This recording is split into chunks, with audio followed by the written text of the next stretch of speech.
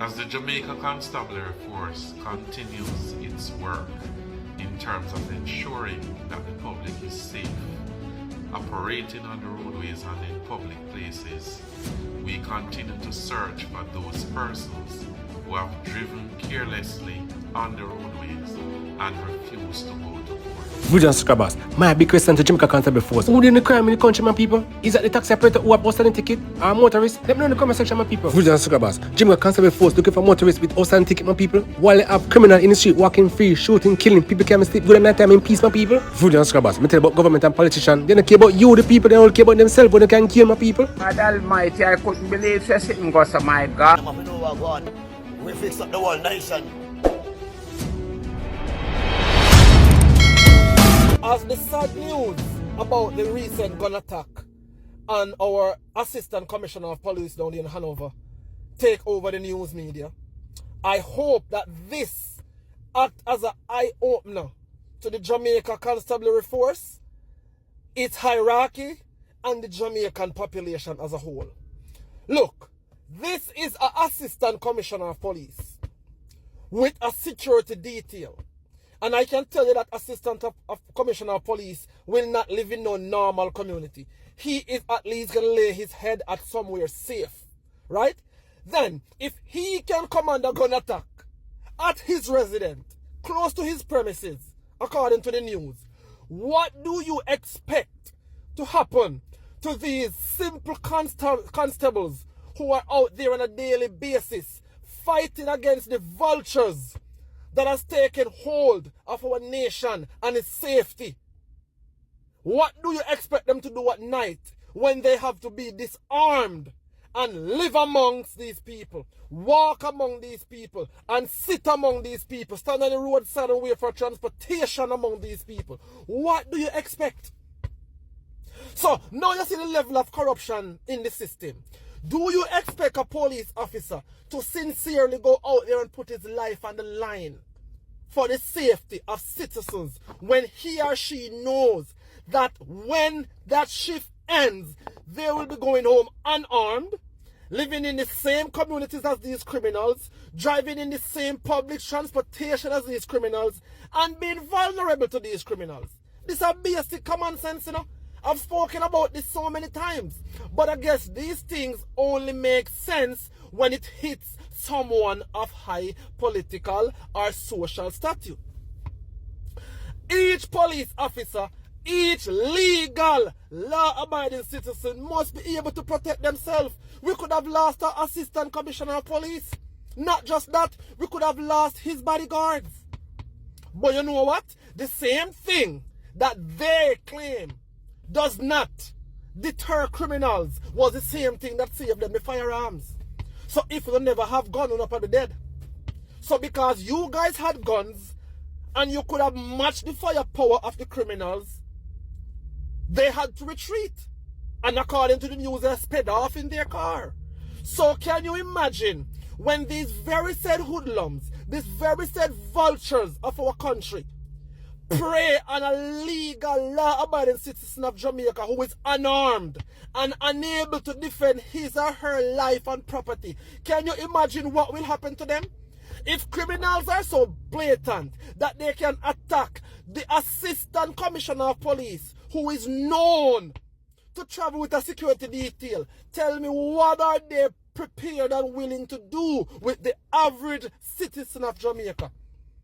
But yet JCF and FLA and Commissioner of Police and Minister of Security think that guns in the hands of citizens are not a deterrent to violent crime and criminals. Think again, man. Think again. Then if you don't want no gun in the hand of people, take the gun from the Assistant Commissioner of Police and you reach in tomorrow morning and disarm him detail in security team.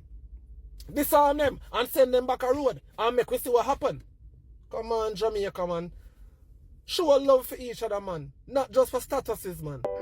I wonder to myself, could criminals be this brave to really go after a police corporal? Do criminals want to lose their lives so easily that they will attack a police corporal even in attempted robbery. I look at it this way. When you're a criminal element and you go after a police officer within a shootout or attempted robbery, or you go to kill the police officer, you are just ready to die. You are giving up hope on your life. Now, early this morning in Signal, a police officer was attacked during attempted robbery by criminal elements after he was leaving his home and heading to work. Now, the police corporal just left home when he was ambushed by criminal elements who brandished handguns. Now, it was 4 men to be exact. The 4 men reported to rob the police officer, but he refused. He resisted engaging the criminals, where he pulled his firearm and discharged his firearm, which resulted in a shootout. Now, one of the attackers was hit during that exchange of gunfire and pronounced dead at the hospital, but the other 3 managed to escape. Now, the criminal element who was hit and died in hospital, pronounced dead by doctors, is this criminal element on your screen right now. Them call him Big H or AJ. Now, I did a little digging on this individual. Yes, he's from Spain Town, but he's a known troublemaker. Always align himself in a badness. As a matter of fact, he used to link with the men from Featherbed Lane and Bobby Lane as well. So I'm pretty sure Baller know who this man is. Now, based on information, back then, he got into an incident where a cab driver bad drive him while he was on a bike. Now, this youth used a stone to fling the taxi man cab, which hit a little boy. Now, the little boy injuries to his head, which caused him to get medical attention. Now, after doing that, he was beaten by the men from one order for that incident. Now, this youth is a troublemaker, known troublemaker. Now, this youth is a real thief, resulting in breaking shops, and it goes on and on and on. Now, in the Signal area, residents have experienced discomfort because there have been frequent robberies. And the fact that this youth was killed by a police corporal means that he has been frequently targeting the Signal area with other criminal elements. Now, I said before that when criminal elements go up against police officers or security forces during a shootout or try to rob them, they don't love their life and they're ready to give up the ghost and just call it quits. Yeah, man, they are giving enough trouble, they have caused enough pain, are ready to go into their casket. To the police corporal, speedy recovery. An excellent job in defending yourself, because hadn't you taken that decisive action to defend yourself, you could have been robbed. So 3 points taken. Again, excellent job and speedy recovery. As the Jamaica Constabulary Force continues its work in terms of ensuring that the public is safe, operating on the roadways and in public places, we continue to search for those persons who have driven carelessly on the roadways and refuse to go to court. In recent weeks, we have promulgated a number of persons who we are searching for because the courts have issued warrants for their arrests. Some of these persons have been in hiding, to include those who have multiple warrants. One such person was an Ansel Thompson, who had 70 warrants outstanding at the time when we made the promulgation. Another 4 warrants were added. We carried out intensive search for him and others, resulting in over 100 persons being arrested on warrants for this week, to include Mr. Ansel Thompson, who was arrested on 74 warrants today and was taken to court.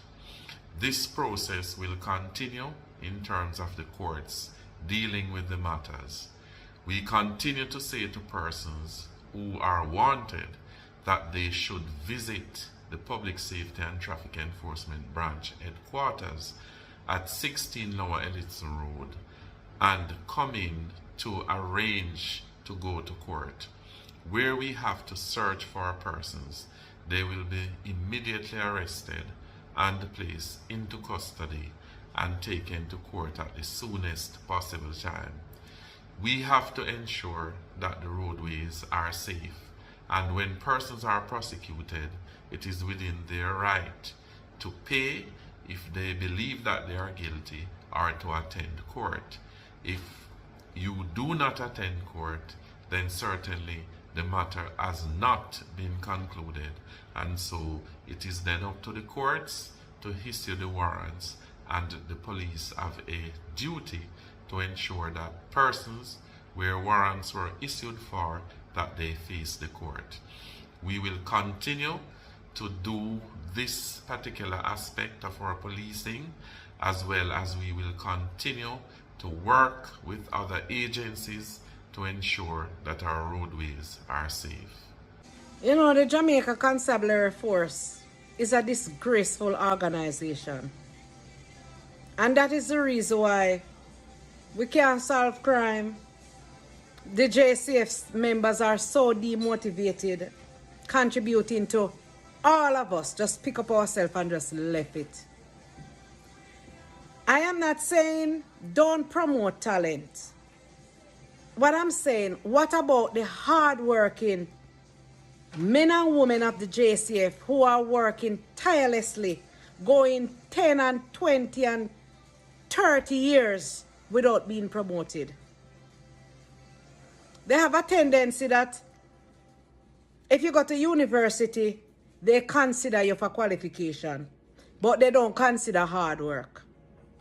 You promote somebody who is a social media fan, somebody who play with social media and put out contents. You promote them to sergeant with little to no years of service and nothing. And the hardworking men and women continues to be demotivated because but then female in the JCF get their promotion differently too. And men too. I don't know. In Jamaica, you're not promoted for working hard. Be lazy, carry news, worthless, do social media, blogs, and that is where the JCF gone now. I'm not talking about fighting crime. Which crime? Jamaica not interested in fighting crime. I don't know, the JCF get worse. See that man write report say the pastor kill himself.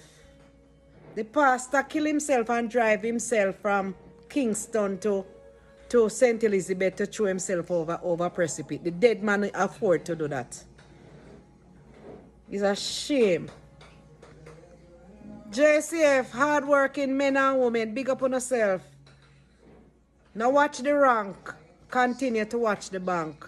Now, every citizen of Jamaica has the constitutional right to retain an attorney at law and to communicate with an attorney if it is that they are arrested by the police.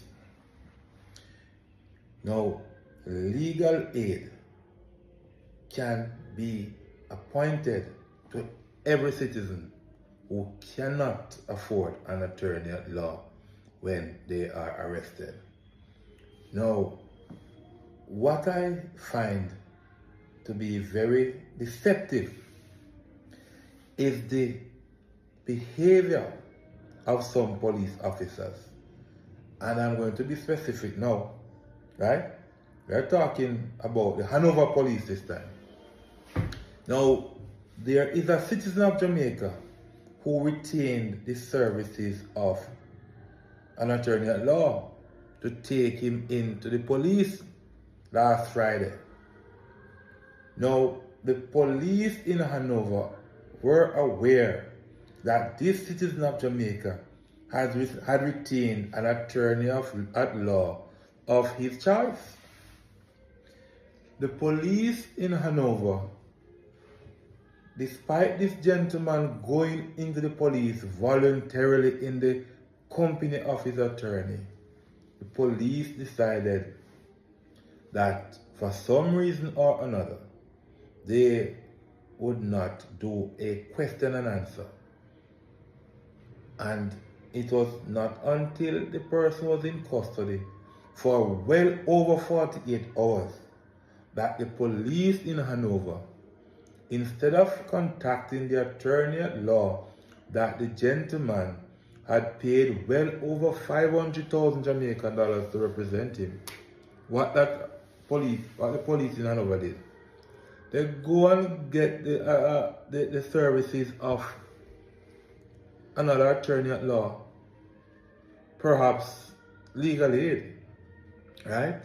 To go and do a question and answer. Although they were aware that the citizen of Jamaica had retained an attorney. Now, this is not the first time I'm seeing this behavior by police officers.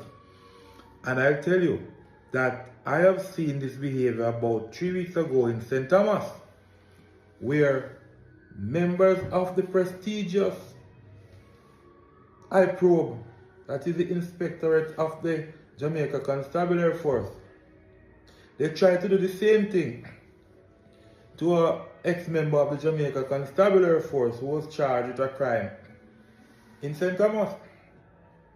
And despite the police officers at I-Probe knowing that this gentleman had retained the services of an attorney at law, the police officers at I-Probe went and sought the assistance of an attorney at law, right, by legal aid assignment, to go and do a question and answer.